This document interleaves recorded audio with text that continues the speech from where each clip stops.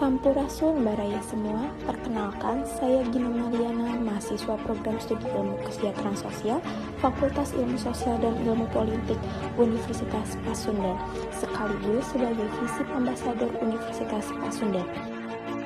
Sejak kecil, saya memiliki kecintaan yang besar terhadap budaya Jawa Barat. Bagi saya, budaya bukan hanya warisan leluhur, tetapi juga identitas yang harus dijaga, dilestarikan, dan dikenalkan kepada generasi muda masa kini. Melalui keikutsertaan saya dalam Wajada Jawa Barat, saya ingin mengadvokasikan pentingnya mengenal budaya Jawa Barat kepada masyarakat luas. Saya percaya bahwa pelestarian budaya dapat dimulai dari langkah yang sederhana, seperti mengenal seni, tradisi, bahasa, dan kearifan lokal yang kita miliki.